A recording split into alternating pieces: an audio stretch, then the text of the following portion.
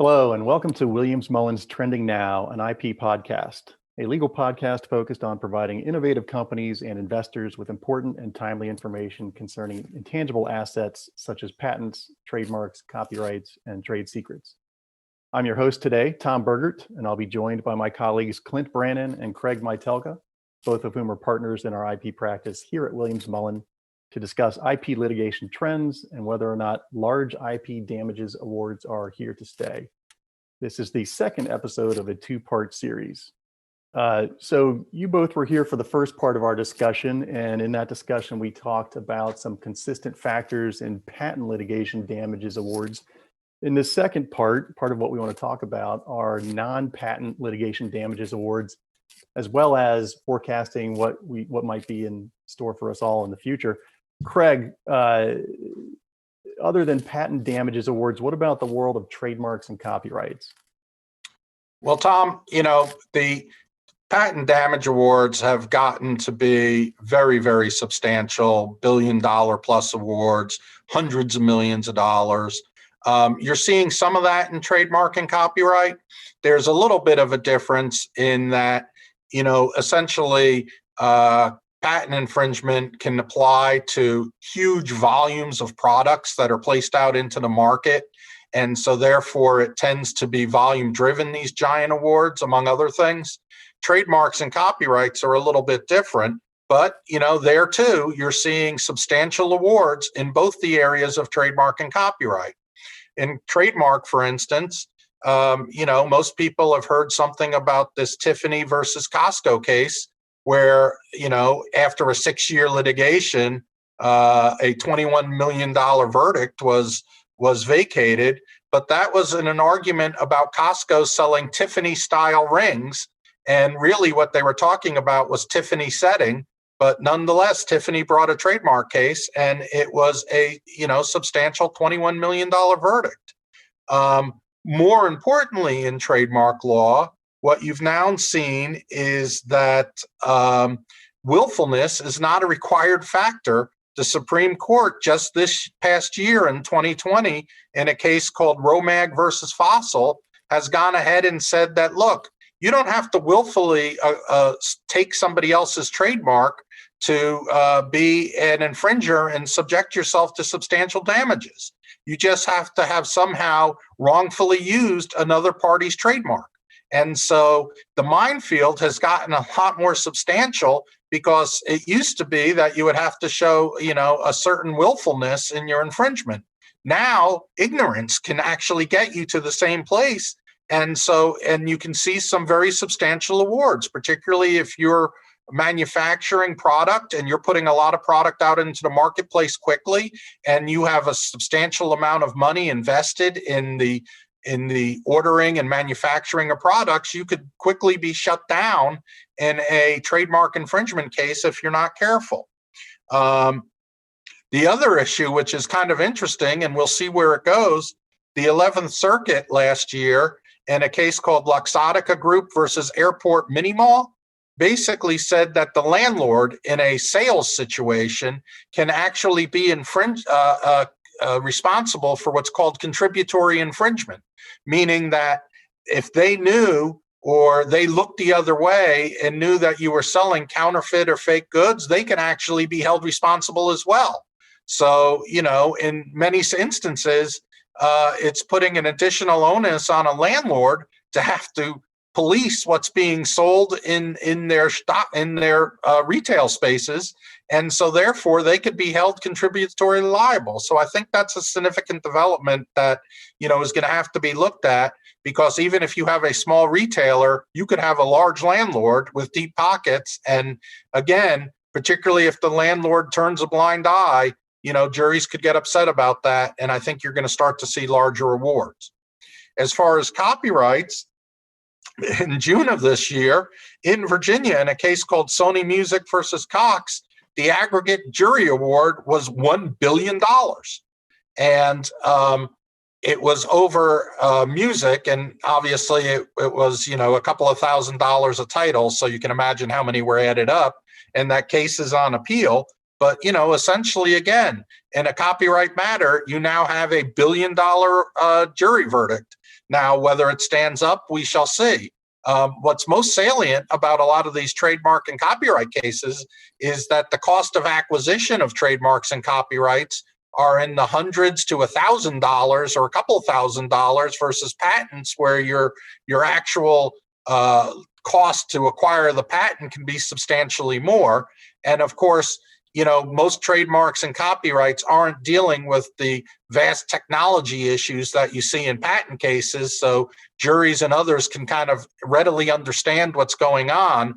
And so it makes it an attractive field for what's to come.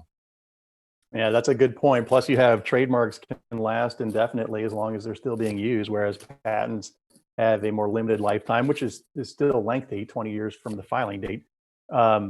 Clint, Craig mentioned willfulness and how that affects the calculus in trademark infringement cases not being considered the way it used to be. Is willfulness a factor in some of the patent damages awards, just trying to tie that issue back in?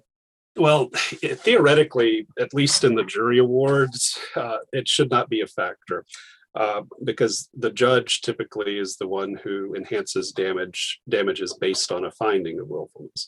And the jury will make that finding frequently that there was willful infringement, but they're supposed to simply award damages to compensate the plaintiff. And then the judge is supposed to enhance it to bring in the punitive factor. As a practical matter, I think it's tough for most people and therefore most jurors to sort of separate out that willfulness component from the strict liability of just plain patent infringement. So as a practical matter, it probably does color the jury's award a little bit and tend to increase it when there is a finding of willfulness or where the facts supporting willfulness are present, even though in theory it shouldn't. Sometimes I wonder though how much that comes into play because kind of a lay understanding of IP infringement, most people tend to understand it as sort of as Craig has talked about, as sort of a intentional crime, that you're doing something intentionally willful. And even if that's not actually the case under the law. So I think frequently what you will see is that when a jury finds infringement, if willfulness is an issue, they will also almost as a automatically find willful infringement. And historically, judges, I think, have recognized that, and they've tended to not enhance damages all that much with a finding of willfulness. I remember this was a few years ago, but someone did an analysis of the average enhancement, and it was it was like 1.5 was typical. 1.5 times the amount the jury awarded would be the enhanced damages award, and they can go up to 3 times. So it's a fairly moderate enhancement that's going on. So in general, I think it does affect the size of the awards, but it's more just because juries tend to attribute any infringement as an intentional act almost, and tend to want to apply punitive measures as a result.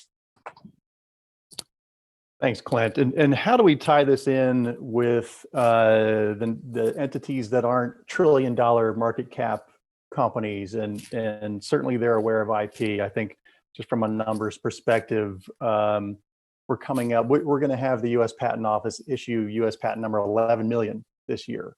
And half of that, patent number 5,500,000, issued approximately 25 years ago. So that means in the lifespan of U.S. patents being issued, you've got half of them issued in the first 160 years and the other half issued in the last 25 years. So they're clearly either a combination of companies filing for more patent protection and new players entering into the field that may not have been participating before. Both of you have talked about litigation finance. We know about so-called patent trolls. There are a lot of people that are aware of the IP game, so to speak. And the same is true on the trademark side. I think we're coming up on 6,300,000 registered trademarks, whereas in the 70s, we hit 1 million. In the 90s, we hit 2 million. And then in 2005, we hit trademark registration number 3 million. So my point is, statistically, the numbers are rapidly increasing, and I don't see that going anywhere but continuing. But with more participants and more sophistication involved in the analysis of IP, do you see this affecting the smaller entities? Can we expect to see larger damages awards affecting medium-sized companies, small-sized companies? Yeah, Tom, I think that you raise a really important point. And as you know, we talked about the fact that litigation finance has become a whole new arena in the last 10 years, and particularly in the last couple of years, where there are hundreds of companies out there that will go ahead and finance your litigation for you. So it makes the access to, big stakes litigation much more available to small to mid-sized companies that have an issue than, you had in the past. And so you have much less fear of litigation in some respects than you had in the past. And I think, over the continuing years, you're going to even see insurance play a role in how people approach litigation and what they think about litigation.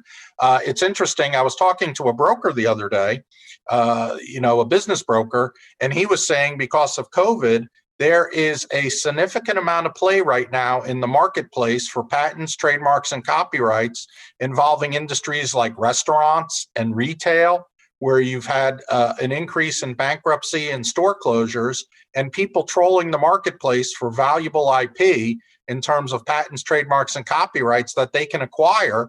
And oftentimes they're acquiring them with a direct eye towards litigation because it's given them a new avenue of revenue. And companies, where their sales are down, are looking to enhance their revenues any way they can. And if they can do it through the exploitation of an intellectual property portfolio that they either have or can now acquire, because there's a lot of larger, well-known brands and technologies and so forth that are out in the marketplace that are necessarily in play because of how the COVID has impacted those industry segments, that you're seeing a lot of interest in that. And so I think that combined with, changes in technology, we mentioned before, the legalization of cannabis is going to create a huge market. It's now legalized in many states, and there's talk about it being done at the federal level. I think when that happens, you're going to see an immediate rush of filings and technology and litigation pursuant from there, involving those areas as new markets emerge. And yeah, I'd like to add one thing there, Tom, kind of going back to the number of patents being filed. One thing that I've noticed in the last 10, 15 years that I don't think previously was the case are a lot of companies are developing their own IP portfolios who historically have not, and they have no interest in actually enforcing the IP, but they're doing it for defensive purposes, for example, so that it might deter their competitors from suing them for patent infringement if they know there will be blowback coming back at them. And also, as Craig alluded to, some companies, their skill set is R&D. It's not patent enforcement. So they're developing patents as part of their R&D is just sort of follow on, but their plan is to divest that or sell it to someone else who is more specialized in patent enforcement. And I think both of those things have led to an increase in patents and consequently in litigation, because companies are spinning off patents into entities that are designed for litigation frequently. The one other factor that I think we have to mention is that, look, obviously, if you have a lot more acquisition of intellectual property rights, people are going to ultimately use those rights first. Secondly, and particularly in 2020, we have seen a huge emerging trend of Zoom. And so you have depositions being taken over the internet. You have court hearings being handled over the internet. You have mediations with the court being handled over the internet. And so it's freed up a lot of time, because you no longer, if you have a national or international case, you're no longer having to travel all over the country or all over the world to acquire information through depositions. You're doing it over the internet.